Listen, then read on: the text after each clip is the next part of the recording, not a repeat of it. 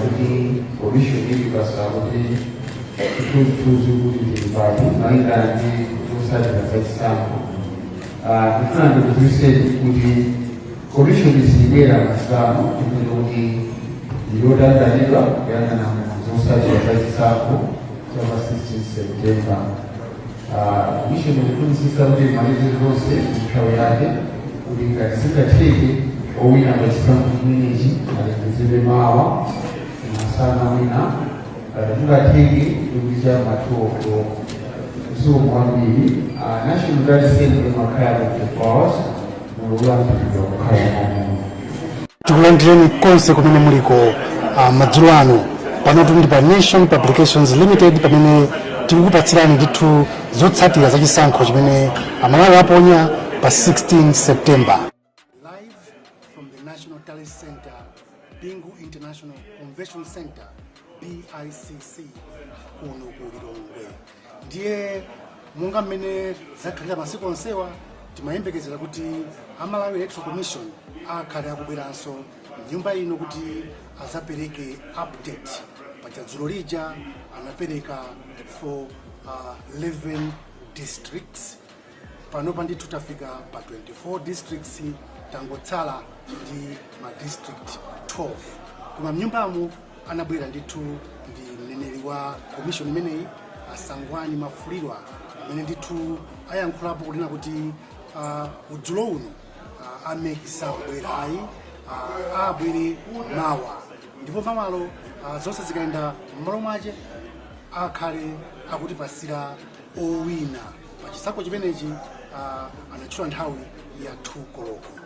Selina, tonse ndithu timayembekeza kuti tiyaone amene akubwera for more updates. Koma ndithu khangati arrangement program yasinta Zoona kuyambira dzulo analawira kuti patsa update mene makwana ma 7 analatatuza kuti 9 koloko ya usiku tili ndi msonkhano wa atolankhani umene afuna atiuzeko zotsatira za maboma amene athana nawo.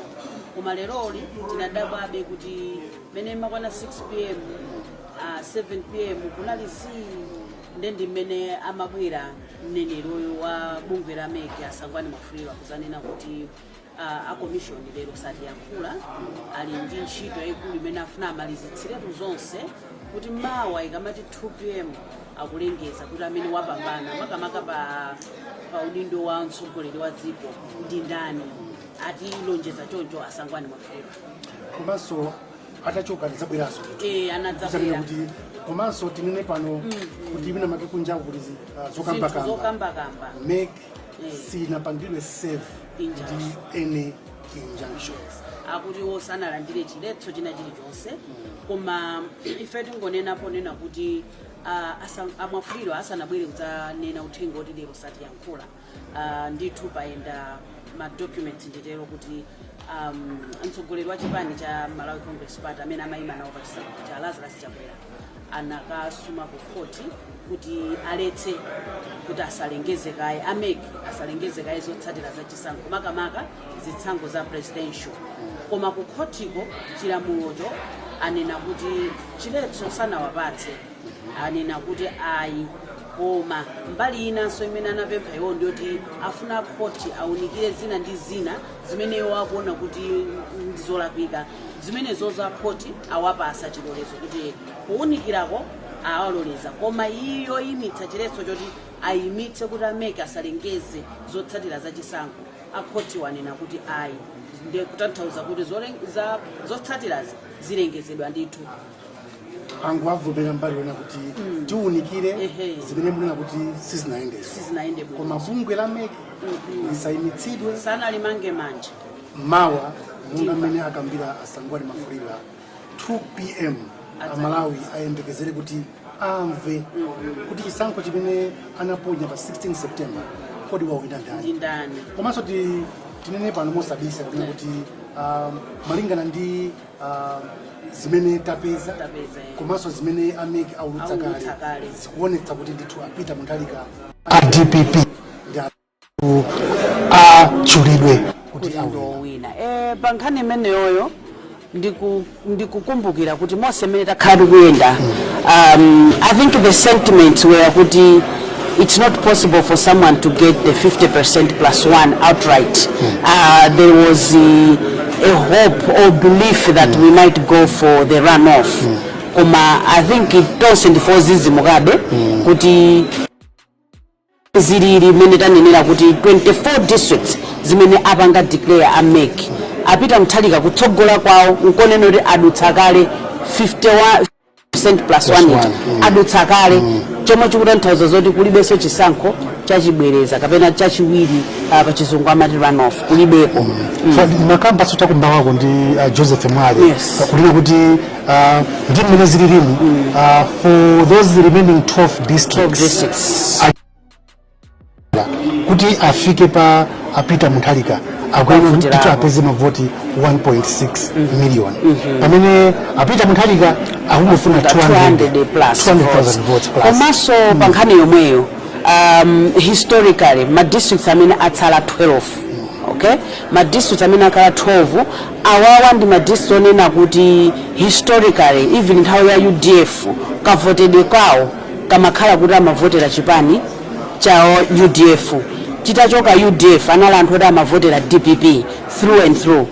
Pama district 12 nthawi yake timaonkhetsera kuti papa mwina mavoti amuthalika angachoke boma liti ndi liti, koma ndi trend ya mavoti awawa amene achitikira timawerengera kuti 8 districts itha kupita imeneyoyo kwa muthalika pamene achakwera atha pama 12 districts amene atsala amene sanawaulutse officially achakwera kupeza po mwina folo ndikunena kuti mwina chifukwa chisankho ichichi ndikhulupirira kuti chazizimutsa ambiri even ajakayamati ma political scientist kaya ajamapanga even ma predictions masurvey so mmene kwavoteredwa kuti amthalika even kumpoto atenga ma districts ambiri kubweranso pakati pano ali ndi ma districts ena kuti ndiwowo atsogola. Salima for instance. Yes, Salima nkhotakota Kasungu ajamu olo muliyonge munomo mavoti wo amene apeza amthalika ndi chimene chikuti pangitsa kuti mwina olo ma district follow kuti tiwerengere kuti osewo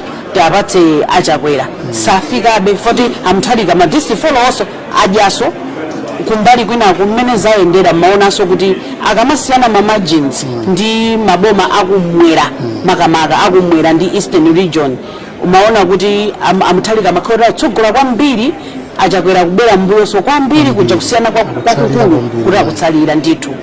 Tikungobelera ku mmene nakambira sangwane kuti make sine basibe chiletso chitachili chonse chowaletsa kupanga announce ma results.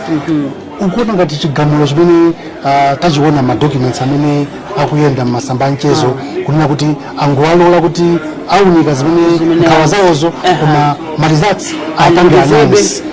Judgment imene waiona bwanji? Ine ndikuona ngati pamene tafika apa pali zinthu ziwiri. Chinthu choyamba ndichoti kukhoti kuja namvapo kuti nthawi zina olo judgment kuti samangokhala very mechanical in the sense that they'll stick to the book. They'll stick to the book, but also they will read the general feeling. At this moment, pamene tafika apa stopping announcing.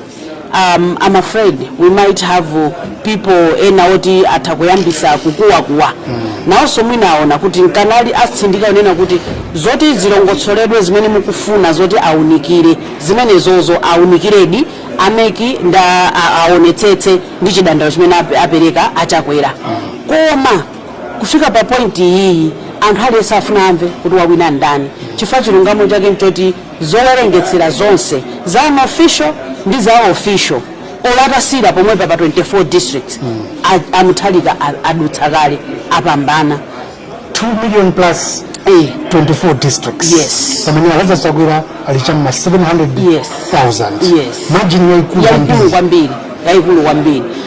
Ndikuona ngati apapa mmene apangira atuzira ameki kuti mwinaso afuna awerenge zonse kuti mawa akamazalengeza dzulo tinatsindikaso onena kuti mayi mtali manja I think akupanga insist on kuti awerengesere zonse. And the first time she addressed the press she said I will only announce results when we are at 100%, meaning kuti akawerengesera chilichonse vote iliyonse mawa jamati every vote counts. She literally wants to count every vote before she can announce.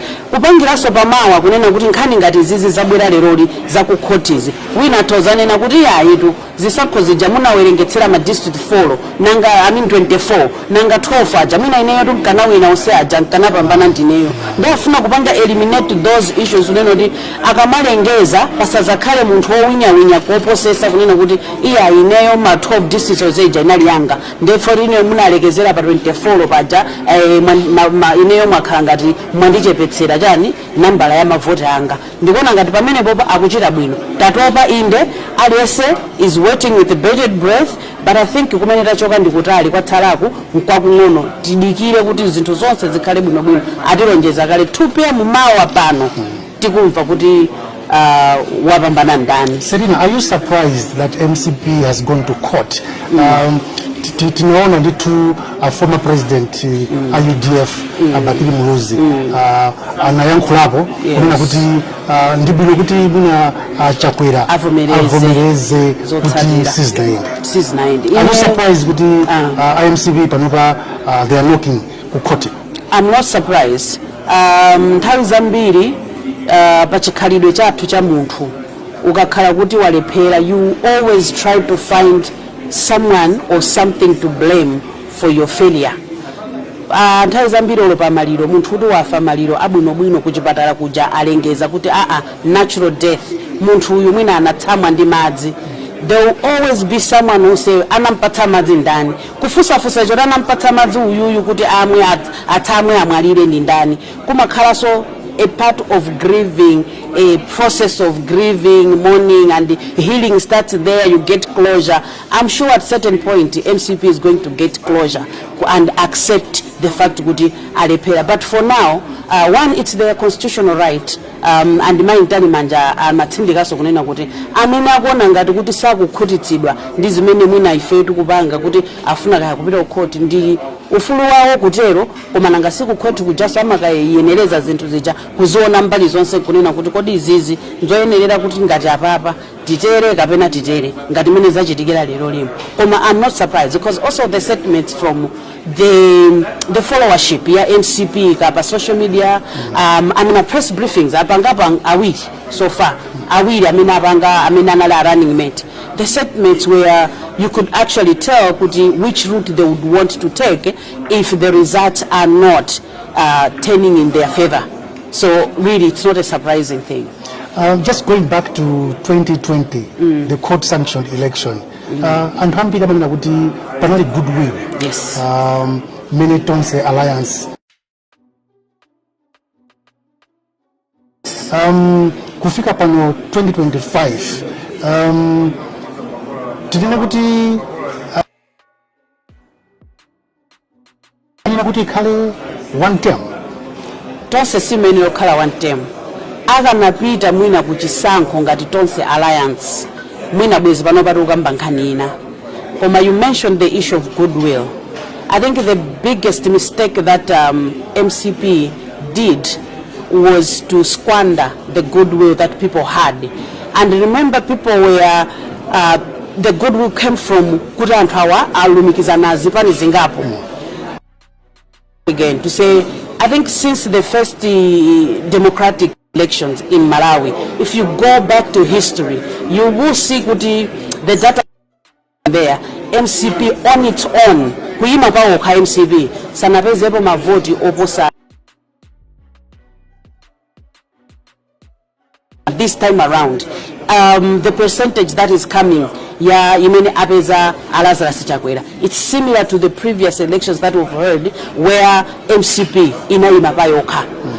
The only time that maybe we can say MCP won more than 30% alliance. Koma now that Tosa alliance was disintegrated because some promises were not fulfilled. Zipani zinachoka. The goodwill of Malawi.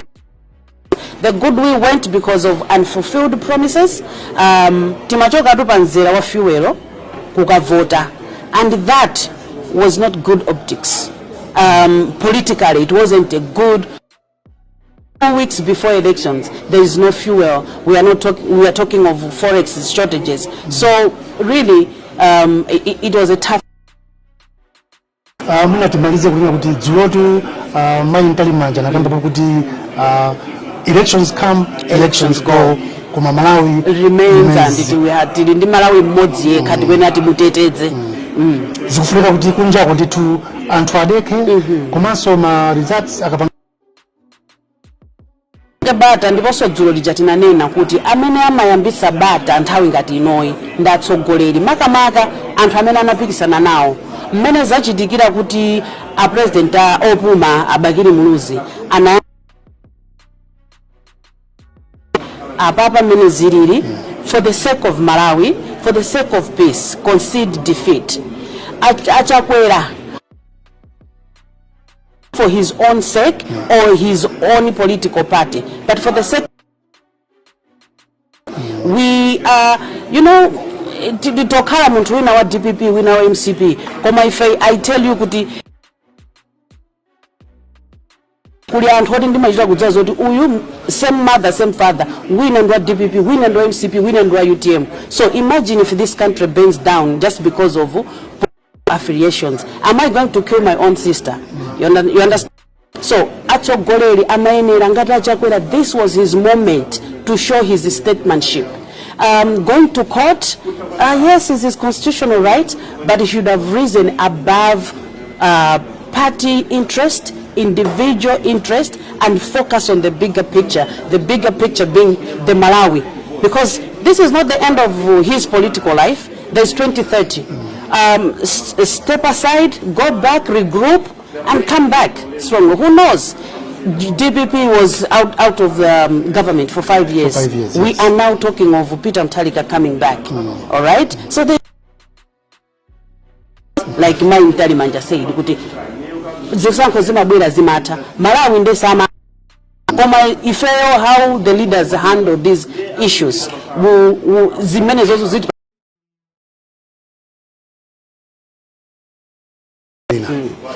mmene mutundi mmene tikutsekera balo lino madzulo ano kuno ku Tale Center ndithu asangwani mafulira mneneri wa bungwe la Malawi Electoral Commission ndi amene apereka uthenga kuti lero ndithu commission sikubwera ndi ene update pathuko loko inutu mukhale mulipo mpano pa National Publications Limited kuti muoneke zonse.